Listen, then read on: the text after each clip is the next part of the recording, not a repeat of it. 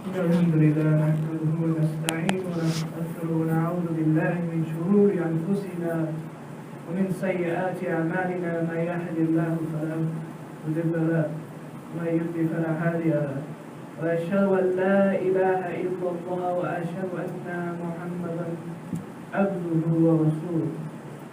يا أيها الناس اتقوا ربكم الذي خلق من نفس واحدة وخلق منها زوجها وبث منهما رجالا كثيرا ونساء واتقوا الله الذي تساءلون به والأرحام إن الله كان عليكم رقيبا.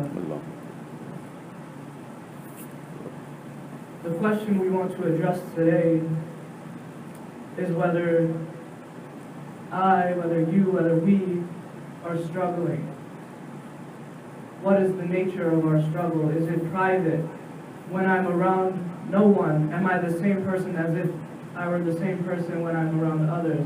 When I'm with one person, are we talking about other people? Are we struggling with our deen? Are we struggling with our identity? When we're in a group of people, do I feel lost? When I'm at school, do I feel like I fit in? When I'm at work, do I feel like my morals are something that I can show? Am I somebody who has to struggle and I have to pray in the closet or I have to pray somewhere where people don't see me? Am I uncomfortable with people seeing me pray? That we're dealing with this idea of identity, and we're dealing with this idea of struggle. That we have men in this room right now who when they come home, conversation stops and that hurts them. That we have women who have children who they spent years raising and laboring over, and while the children were sick, they were the ones who were staying up and helping them. But now that their kids are teenagers, their kids are rebelling against their own mothers, and they are struggling with that. And that we have interspousal struggle, that we have men and women who don't know how to deal with the problems that they have at home, and we have children who feel like the pressure that their parents are putting on them, specifically the older children. They feel like there's just so much pressure to succeed and to get straight A's and to do this and do that, and they're crumbling under that struggle, under the weight of that struggle. And so we want to address, what is this struggle? Why is this struggle? That I met this woman at work and we were talking about what is the nature of this world. And the woman, she said, this world is hell. And I said, why? And she said, because look at all the bad stuff in the world. If this world is hell, then why is there love? Why is there compassion? Why is there empathy? But if this world is heaven, why is there war? Why is there hate? Why is there injustice? That my teacher had taught me in a class on the problem of evil, that this world, the sunnah of Allah in this world is pain. قال تعالى في كتابه الكريم بعد أعوذ بالله من الشيطان الرجيم بسم الله الرحمن الرحيم ألف لام ميم غلبت الروم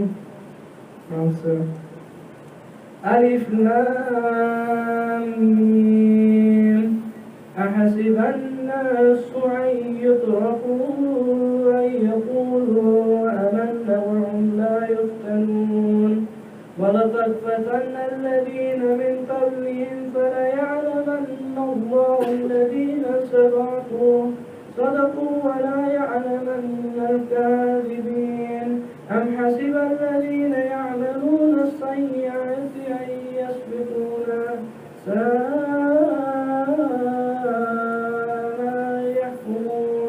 من كان يرجو لقاء الله فإن أجل الله لآت وهو السميع العليم ومن جاهد فإنما يجاهد لنفسه إن الله غني عن العالمين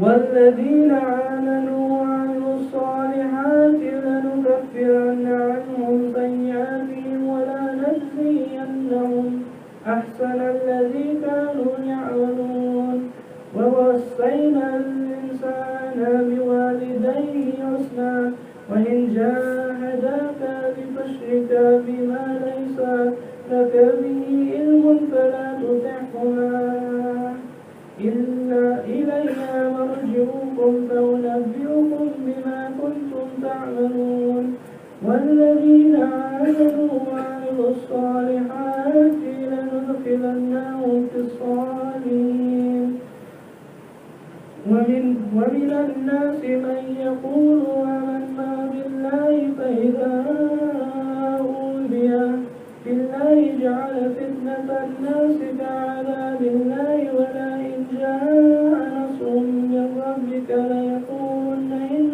كنا معكم أوليس الله يعلم بما في صدور العالمين. That these are the opening verses of Surah Ankabut, which is a chapter that we need to spend more time with, most certainly. And the translation is Alif Lam Mim. Do people think that they will be left alone on saying that they believe and that they will not be tested?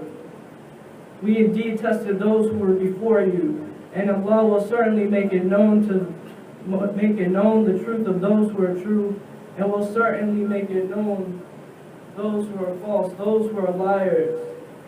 Or think those who do evil that they can outstrip us. Evil is that which they judge. Whoever hopes for the meeting with Allah, then Allah's term is surely coming, and He is the all-hearing, all-knowing. And whoever strives, whoever struggles, he struggles only for himself. Verily, Allah is independent of any of the alameen, of the universe. Those who believe in the messenger, those who believe in Allah and His messenger, and don't give up their faith because of harm they receive, and do righteous good deeds, surely we shall expiate from their evil deeds, and we shall reward them. We shall reward them according to the best of that which they used to do.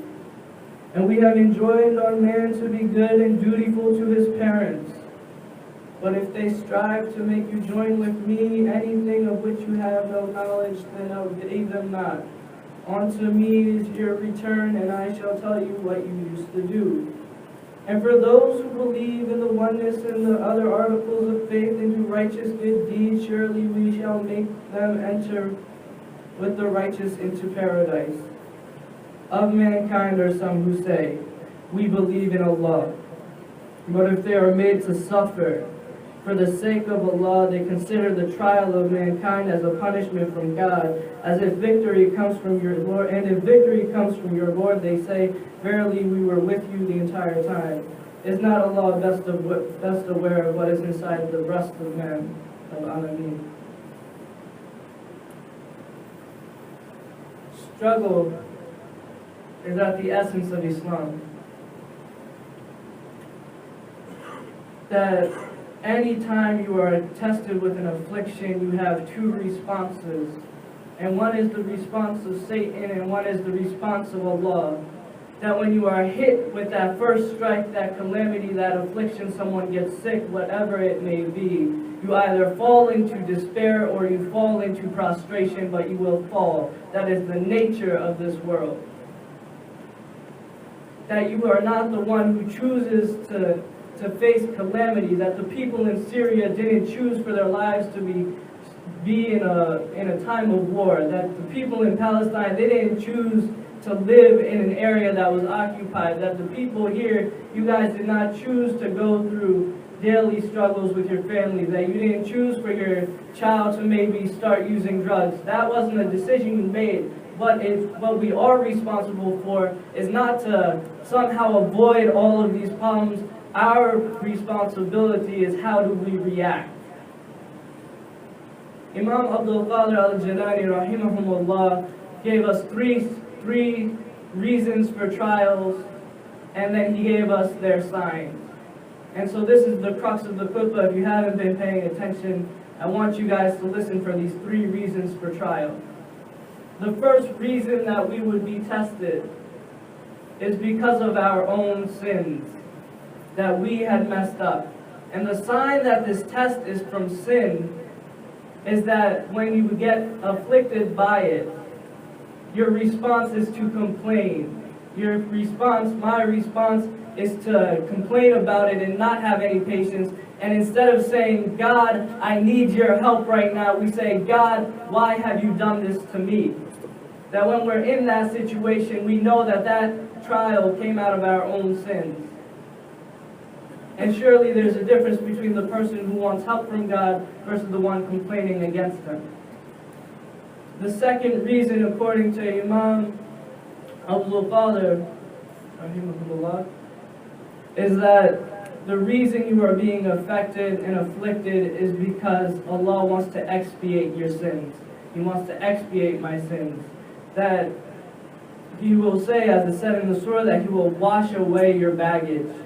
But how do we get Allah to wash away our baggage, our history? All the things that we carry every day which weigh us down. That you don't complain outwardly. That you show patience outwardly. That people don't know you're struggling. Which a lot of us are in that realm. That I saw a video, one of the TED Talks, where the guy says, why can't I say that I am depressed? That people carry that. We have people in this room who are taking anti-anxiety pills. We have people who are taking antidepressants, but they can't say that to people. People don't know they're struggling. And so Allah is saying, if you are patient in front of the people and you're complaining inwardly, that you're saying, this is hard on me internally, Allah will wash away your sins. Wash away, clear. And finally, the third reason, that Allah will test you. And this is the way that He tested Rasulullah sallallahu alayhi wasallam and all of the awliya before us and after us, and including us, insha'Allah. That the third reason for trial is for Allah to raise your darajat, to raise you in status in His sight alone. That He wants to bring you near Him. Inna Allaha ma'as sabirin, that Allah is with the patient, so He will put you in a circumstance where you exhibit your patience so that He may be with you. And the sign of this is that the person is content with the decree of Allah Azza wa Jal. That the person isn't just somebody who gets hit by the affliction, they get hit by a death, or they get hit by a family problem, or they get hit with a financial problem, or they feel like they're under social restraints.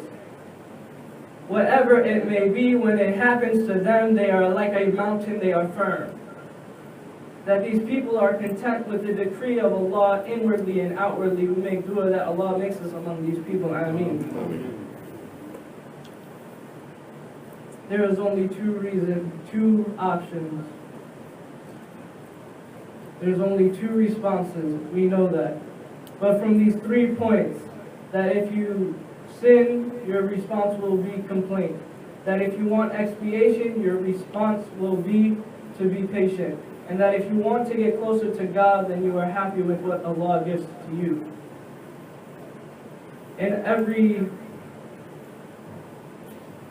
Our affairs are judged by our actions, and our only options are either to fall into prostration or to fall into despair. أقول قولي هذا واستغفر الله ولكم وأتوب الله for Allah's name.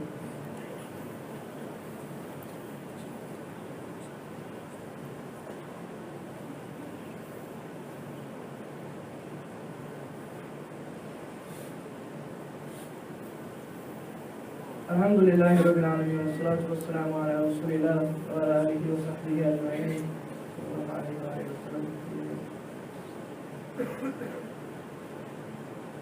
That we understand that we will be afflicted and that we will be tested and that we will be pushed to our edge, that Allah will test us up to that point where we either fall or we achieve our greatest heights. That is the nature of this dunya.